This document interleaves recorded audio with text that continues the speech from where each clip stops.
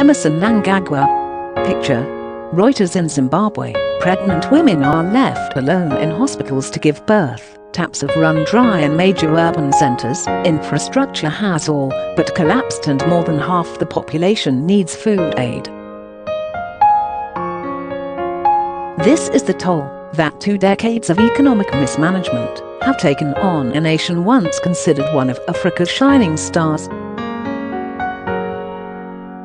Promises of an economic revival and more political freedom made by President Emmerson Mnangagwa, now in his 3rd year of rule, have rung hollow, and public anger over intolerable living conditions has spurred protest action that's been brutally quashed by the military.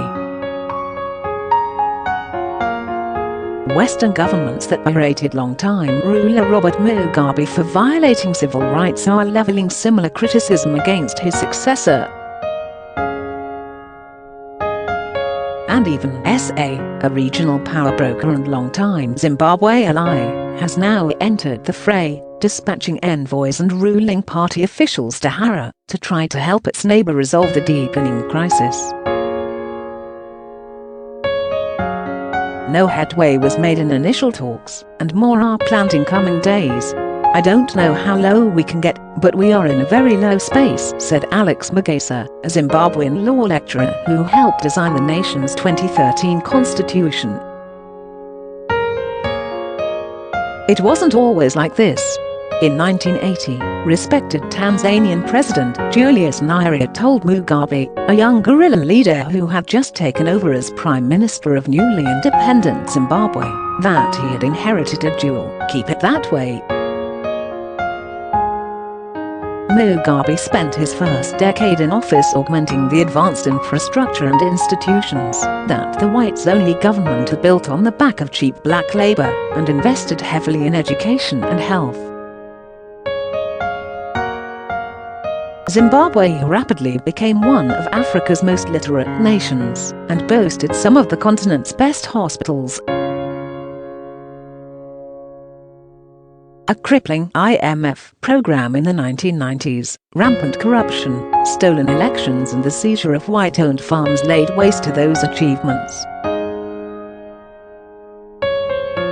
Nowadays, many city roads are untarred, power outages last 18 hours a day, and a quarter of the population, unable to make a living, has left. Bulawayo, the second largest city, hasn't had piped water since last month.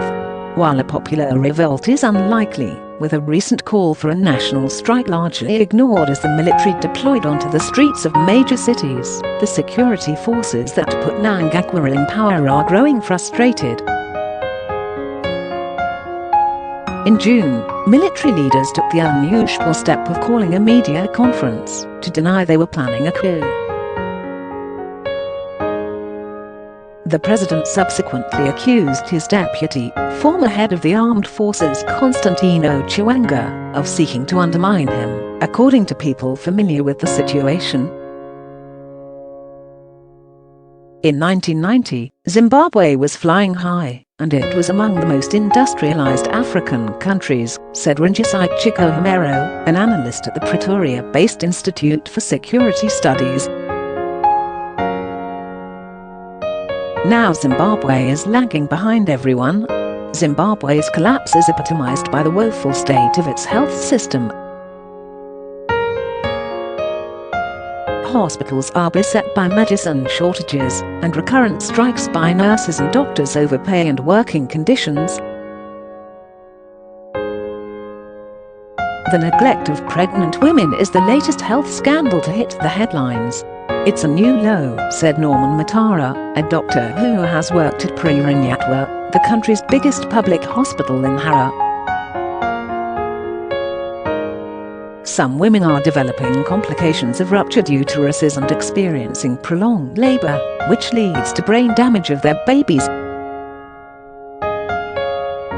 Close quote. The education system has fared no better. In 1990, spending on education equated to more than 12% of GDP. By 2018, the ratio had slipped to just 4.6%, World Bank data shows.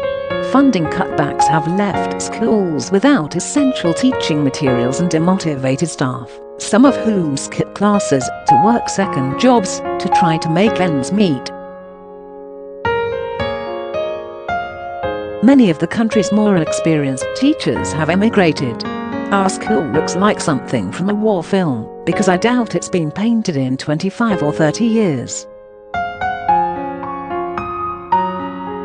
There are broken windows, crumbling walls, and we don't have water, said Tawanda Chikondo, a 29-year-old teacher in Makand, a rural area north of Harare, who is trying to emigrate to the UK or Asia. This is Zimbabwe, can you imagine? Africa's most educated nation has to teach children under trees because the classrooms are squalid and unkempt. Close quote. While Zimbabwe experienced hyperinflation of 500 billion% in 2008 and, as a result, was forced to scrap its worthless currency early in 2009, this year's crisis seems worse to many. The reintroduction of the Zimbabwe dollar early last year has caused the value of civil servants' salaries collapse to about $40 a month from more than $400. Surging inflation has also made a comeback, with the rate at more than 800%. What's been hardest for many Zimbabweans to accept is that Mnangagwa's ascent to power was seen as a fresh start, as evidenced by the tens of thousands of people that poured onto the streets to celebrate the end of Mugabe's 37-year rule in late 2017. The change in power was also welcomed by the US and the EU, which had imposed sanctions on members of the Mugabe administration, even though it was practically a coup. Mugabe died in September last year at the age of 95. I am really very disappointed. In Zimbabwe, they tell you the situation is worse than under Mugabe. And Khama, former president of Botswana Mnangagwa, 77, who was Mugabe's right-hand man for half a century, before falling out with him, spent much of his first few months in office visiting foreign capitals and repeating the mantra that Zimbabwe is open for business. His assurances haven't translated into an influx of foreign capital. While the government has announced $30 billion in investment plans, there's little evidence of them materializing. And relations with multilateral lenders, soured by $8 billion in unpaid debts, are yet to be restored. I had high hopes when President Mnangagwa came into office. I attended his first inauguration. He said all the right things. You could sense the euphoria on the streets of Harare, said Khama, who was president of Botswana at the time. I am really very disappointed. In Zimbabwe, they tell you the situation is worse than under Mugabe. Close quote. Frustrated by the deteriorating economy, Mnangagwa has heaped blame on the private sector. He described unidentified companies as wolves in sheep's clothing shortly, before curbing the activities of Econet Wireless, accusing its mobile money unit of weakening the currency. Mnangagwa's Cambridge-educated finance minister, Mthuli is optimistic the economy can be put back on track. He's touted improvements in reducing government expenditure and laid out a plan that will rely on investments in mining and infrastructure to turn the nation into an upper-middle-income country by 2030. Most analysts see that as wishful thinking, given their dire state of the nation that Mnangagwa inherited from Mugabe and the increasing isolation of his government. Mnangagwa was handed a poisoned chalice, but there was a lot of international goodwill that they have squandered, Chikohomero said. post published in Featured.